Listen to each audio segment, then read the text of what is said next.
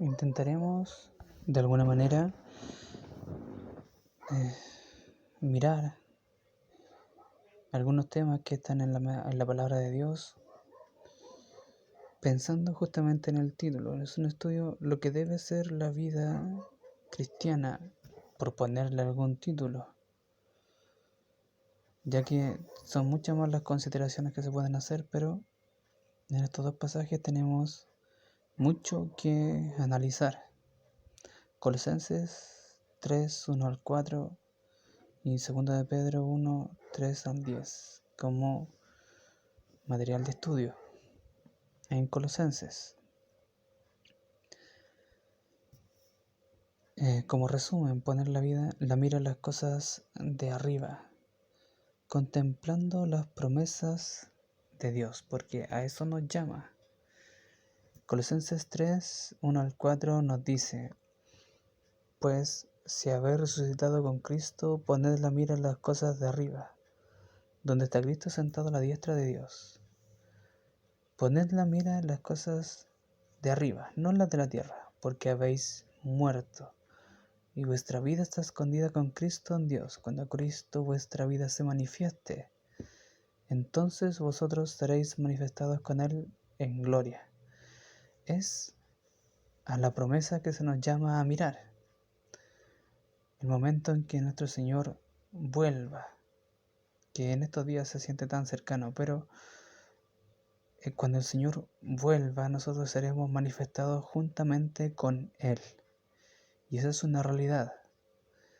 Pero nos invita también a mirar las cosas de arriba, no las de la tierra. ¿Qué cosas de arriba? ¿Qué cosas tenemos que sean celestiales? ¿Qué cosas tenemos de nuestro Señor? Y basta mirar sus promesas, tantas promesas que tiene el Señor. Por ejemplo, un lugar que se cita generalmente o muchas veces en las predicaciones, Juan capítulo 14, del 1 al 3, en un lugar que el Señor nos fue a preparar en consideración con nosotros, cristianos, pero Él está hablando de sus discípulos. ¿Qué nos diferencia a nosotros de sus discípulos? Y ahí la lista es inmensa, pero quisiera mencionar solo dos ejemplos que nos ayudan a pensar en aquellas cosas o en la actitud de las personas que esperaban más allá de las circunstancias. Hebreos 11, versículos 16 y el 26, que nos habla acerca de este capítulo precioso de la fe, que nos habla acerca de Abraham y Moisés, como para tomar un par de ejemplos. Abraham busca una herencia que es celestial. Él se declara peregrino y extranjero sobre esta tierra, o en palabras sencillas, que no pertenece a esta tierra. Por ende, nada de lo que hay en la tierra lo ata a permanecer en ella, sino la mirada puesta en aquella herencia que es celestial, en las promesas de Dios. Por otro lado, tenemos a Moisés en el versículo 26 de Hebreos, que tiene puesta la mira en el galardón. Él, por la fe, ha menospreciado las riquezas y el título de llamarse hijo de la hija de Faraón, que no era menor, confiando plenamente en Dios, y también ha rechazado las riquezas que le da ese estatus. Estaba por sobre todos los demás, estaba incluso sobre su propio pueblo, sus hermanos. Había sido puesto allí para mirar por sobre ellos. Se creció Moisés viendo la esclavitud de su pueblo, de sus hermanos. Creció en la indiferencia hasta el día en que Dios decide intervenir, mostrándole a él su realidad y los hechos que le acompañaron después. Pero cuando Moisés se aleja de Egipto, él tiene puesta la mirada en el galardón. Él se va de Egipto como sostenido por lo invisible, como sostenido por una fuerza que está más allá de la misma comprensión de Moisés. Y es interesante verlo así, pues Pablo nos invita a mirar de la misma manera, tener la mira puesta en el galardón, en el premio que Dios nos da al final de la meta. Ahora bien, podríamos seguir hablando más acerca de la mirada, quizás recordando, no lo tengo acá, pero podríamos recordar las palabras del mismo apóstol Pablo, hablando acerca de que él ha luchado la buena batalla, ha peleado la batalla de la fe, ha corrido la carrera legítimamente, puesta la mirada allá, en Jesús, puesta la mirada ahí, en su Señor, en aquel que lo llamó a servirle. Después de haber sido perseguidor, la meta está puesta justamente allá, en todo lo que él vio, que tampoco debe haber sido menor. Lo que se nos menciona si no estoy equivocado, en 2 Corintios 12, cuando él hace el relato de aquel hombre que fue arrebatado en el cuerpo o en el espíritu, no lo sabe, donde fue llevado hasta el tercer cielo, donde vio cosas inefables que no le son dadas al hombre expresar. Él está pensando en ese lugar. Por eso para él el vivir es Cristo y el morir es ganancia. Es una actitud que destaca a los creyentes de la antigüedad. ¿Cuánto más a nosotros debería destacarnos esa actitud? Ahora bien, 2 de Pedro, capítulo 1, del 3 al 10, nos habla de muchas cosas en realidad. Intenté hacer 6 divisiones para estudiar un poco más acerca de la visión del apóstol Pedro con todo lo que él está diciendo. Verso 3 y 4 por separados, del 5 al 7 por esa cadena de cosas, de esas cosas tan necesarias, 7 cosas que son muy necesarias para la vida del creyente en cualquier momento. Mucho se nos enseñó que eran cosas que uno debería tener cuando recién se convertía a Dios, pero son todas cosas muy necesarias. Versículo 8, la ganancia de aquello. Versículo 9, la pérdida al no tener estas cosas. Y el versículo 10, la oportunidad de servir a Dios como Él merece. Cada uno con sus diversos temas. No podría ponerlos aquí porque ocuparía mucho espacio en realidad y no se entendería mucho. Por ejemplo, verso 3 habla acerca de la nueva vida, de la piedad y de que fuimos llamados por su gloria y excelencia. El versículo 3, segunda de Pedro 1, 3, 10. Vamos a ir un segundo a revisar este pasaje. Segunda de Pedro.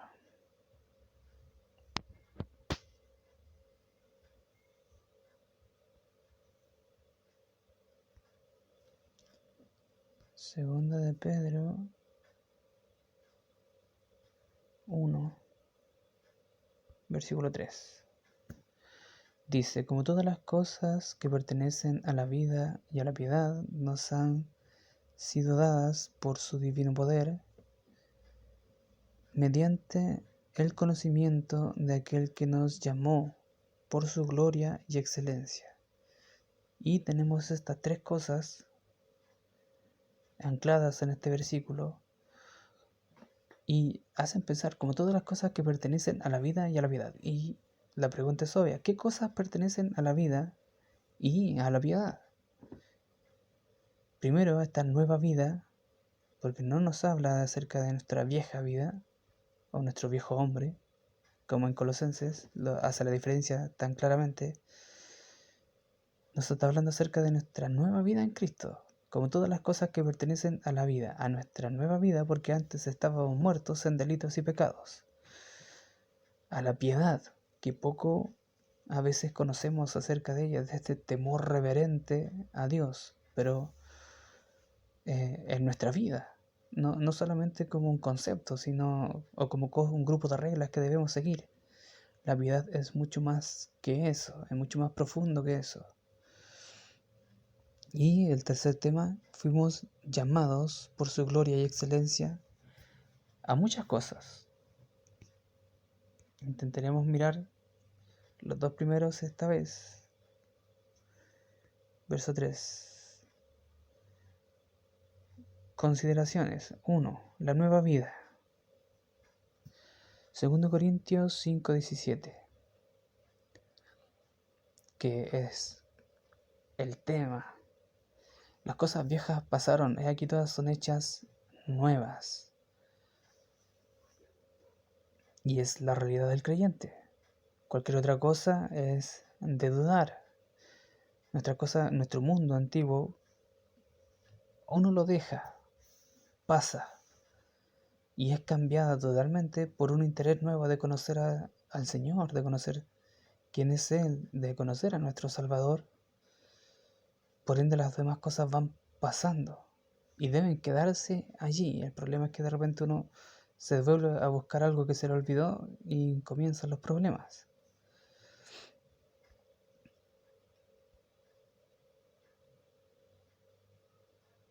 El principio de la nueva vida.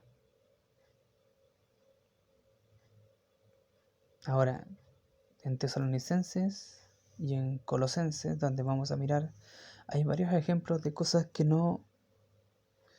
debemos considerar en nuestra nueva vida. Acá tengo 2 ejemplos solamente para hacerlo un poco más acotado. El verso 16 de este capítulo 5 de Tesalonicenses nos muestra varias cosas que no debemos hacer y otras cosas que sí debemos hacer. Verso 16, una actitud correcta, el gozo.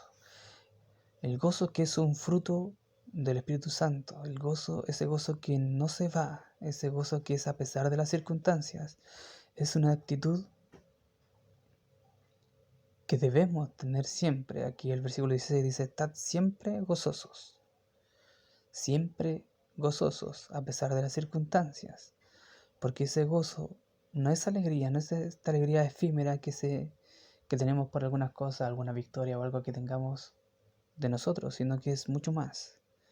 Es igual de profundo que la piedad, que se anida en nuestro corazón y de ahí sale ese gozo.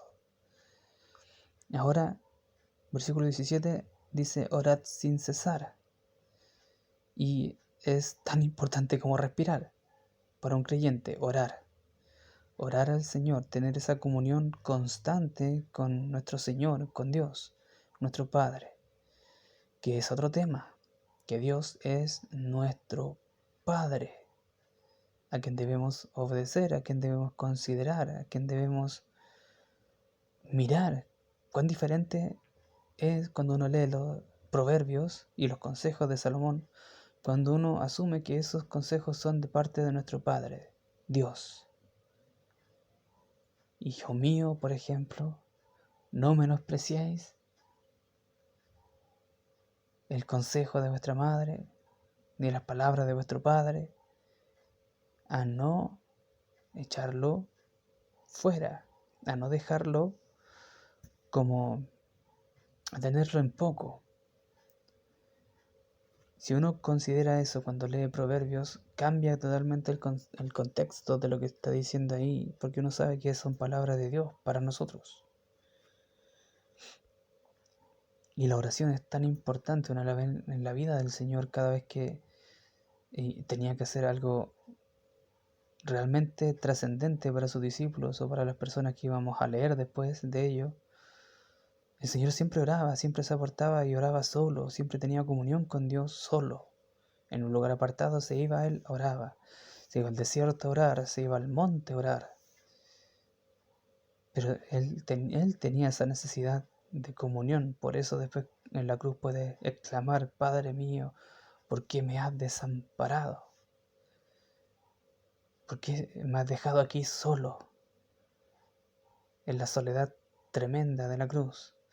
Pero es justamente por eso, porque hasta ese momento siempre había estado en presencia de Dios, siempre había podido haber tenido esa comunión con Dios que se hacía sentir. Eso por un lado, de manera muy escueta acerca de la oración, pero es tema de estudiar. Colosenses 3, 9 y 10 y del 11 al 14 nos muestra otros aspectos que son para la vida del creyente, que son necesarias para la vida del creyente.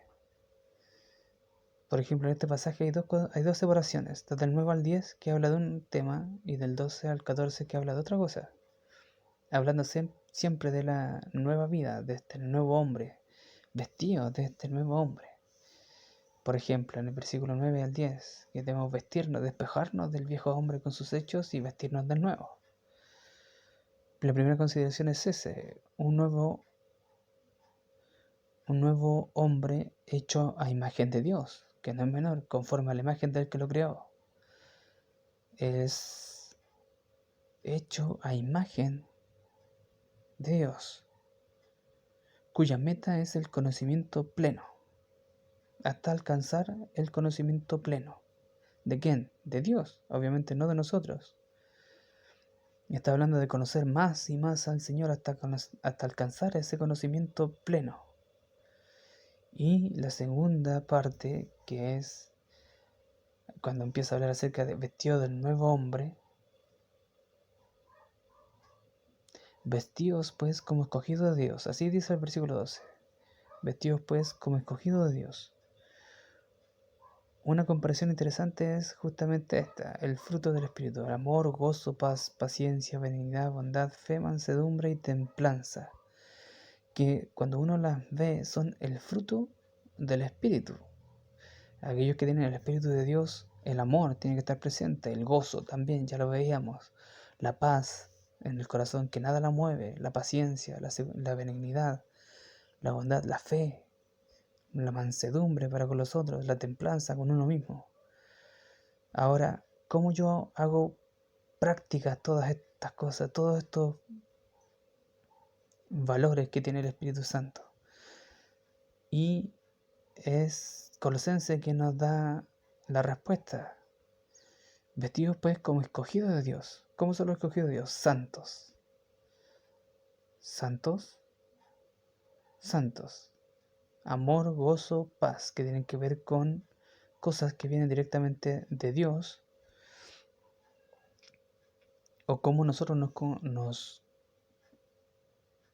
podríamos comparar con Dios en el buen sentido, en las características que Él nos da a nosotros, es justamente este, amor, gozo y paz, que la santidad nos manda a apartarnos para que estas cosas se hagan realidad. Primero, santos, que en el contexto de Colosenses es dejar al viejo hombre con sus hechos. Santos, apartados, amados. Y el amor tiene que ver aquí tanto con el primer fruto, va con la primera característica de este fruto, que es amor, que el amor nos lleva a ser pacientes, el amor nos lleva a ser benignos, el amor nos lleva a tener bondad. Sin eso no se puede. Santos llamados, dice en Colosenses, de entrañable misericordia, misericordia, de misericordia que viene de las entrañas. Y de nuevo, volvemos a los frutos del Espíritu y esa misericordia que nos lleva a ponernos en el lugar del otro, en las miserias del otro, como si nosotros las estuviésemos viviendo para poder desde ese punto de vista actuar. Se nos refleja la paciencia también, la mansedumbre y la templanza, en aquella misericordia, entrañable misericordia, benignidad y bondad, ya veíamos que nacen del amor, de ser de sabernos amados por Dios y de ese mismo amor amar a nuestros semejantes, a nuestro prójimo. Benignidad, que es una gran bondad o una bondad aplicada, y ser bondadosos como una característica constante en nosotros. No tiene que ver con hechos que uno puede hacer, sino como una característica tal y cual como el gozo, que uno puede ser siempre feliz, siempre gozoso. Aquí es siempre bondadoso. Una bondad que no se diluye con nada, que es parte de nuestro carácter. La mansedumbre, no hay mucho que hablar con eso, es parte de la paciencia, es parte de nuestra templanza.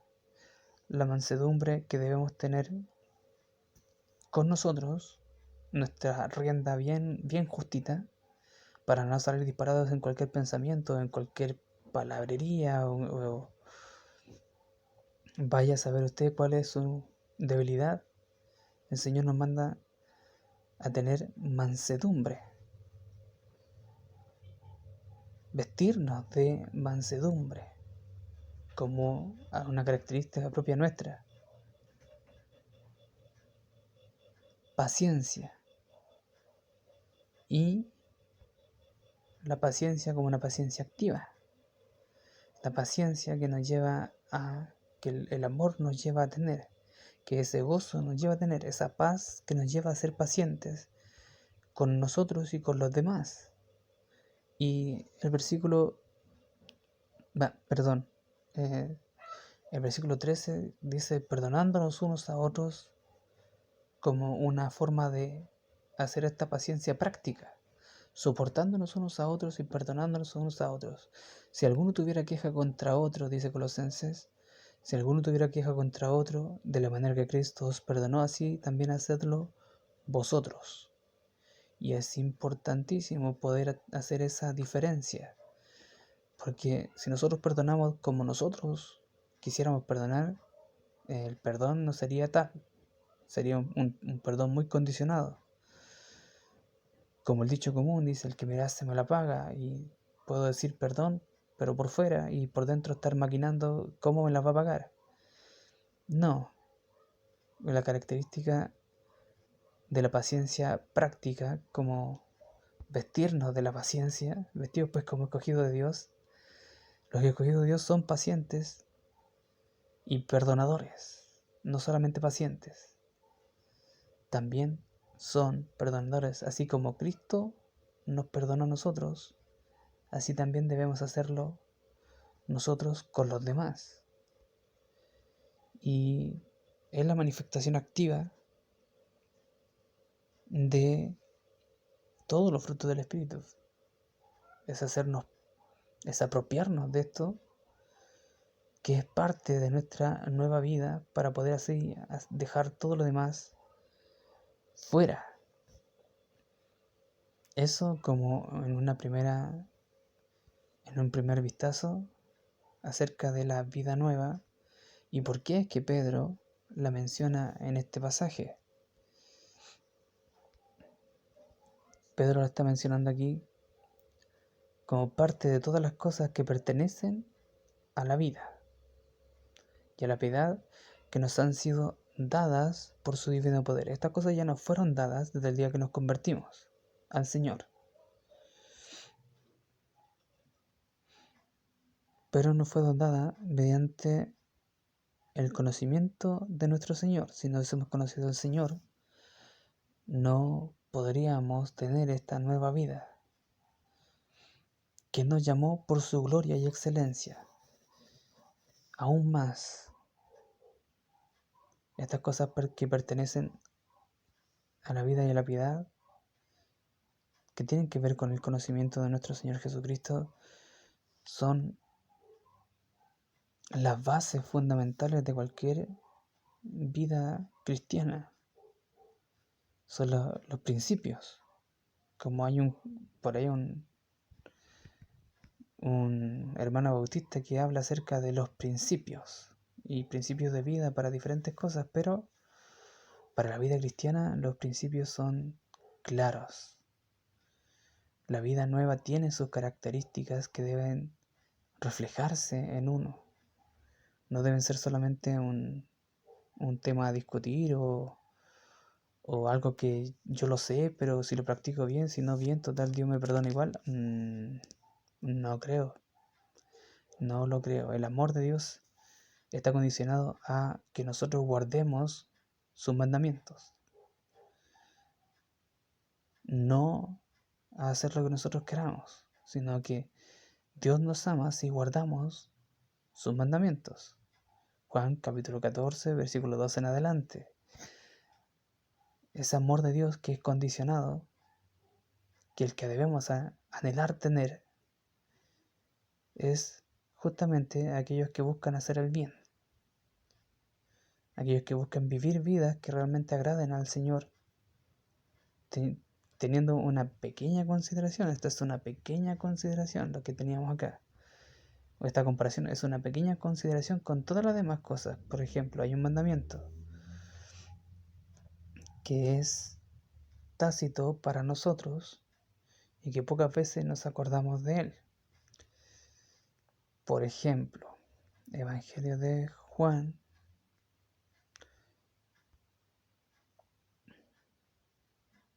Mateo, Marcos, Lucas, Juan, capítulo 15, versículo 12, si mal no recuerdo. Este es mi mandamiento, dice el Señor, que os améis unos a otros como yo os he amado. Versículo 12 es decidor. Un mandamiento que es tácito del Señor. Ahora,